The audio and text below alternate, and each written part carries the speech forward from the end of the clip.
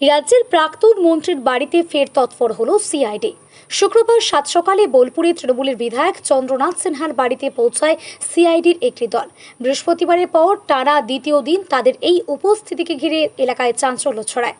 সূত্রের খবর, বিধানসভা বিরোধী দলনেতা নির্বাচনকে কেন্দ্র করে জমা পড়া বিভিন্ন বিধায়কের স্বাক্ষর নিয়ে তদন্ত শুরু করেছে সিআইডি।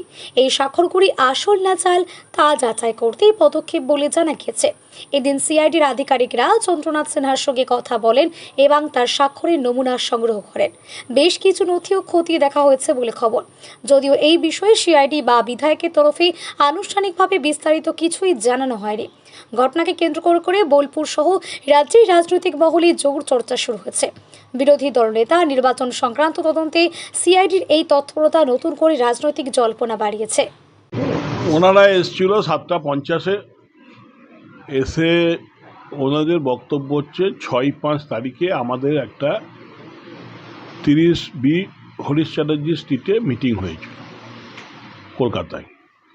সেই মিটিংয়ে আমরা সবাই মিলে প্রায় 70 জনের ওপর বিধায়ক উপস্থিত ছিলাম।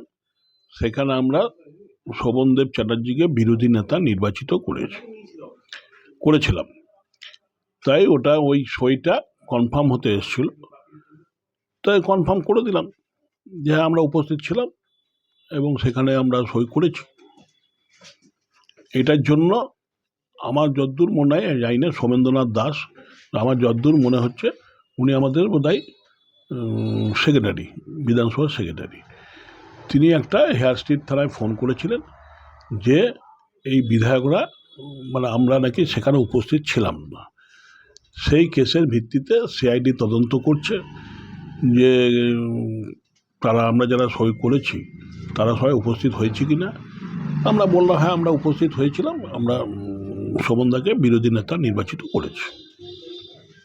দাদা, কোথাও কি মনে হচ্ছে যে নতুন দল আসার পর থেকে কি এরকমটা হ্যারাসমেন্ট হচ্ছে?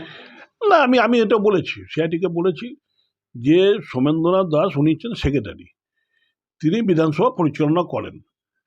তো তিনি তো আমাদের বিধায়কদের ডাকলেই পারতেন, যে এরকমভাবে কেস করে মানুষকে হ্যারাস করা না করে ডাকলেই তো পারতেন যে আমরা বিরোধী নেতা হিসেবে শোভনদাকে চাইছি কিনা।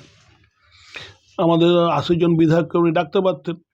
এবার আমাদের জিজ্ঞেস করতেন কারা কারা চাইছে, কারা কারা চাইছে না, সেখানেই তো পরিষ্কার হয়ে যেত। আমি জানি না এটা কেন করেছে, কী জন্য করেছে, আমি জানি না।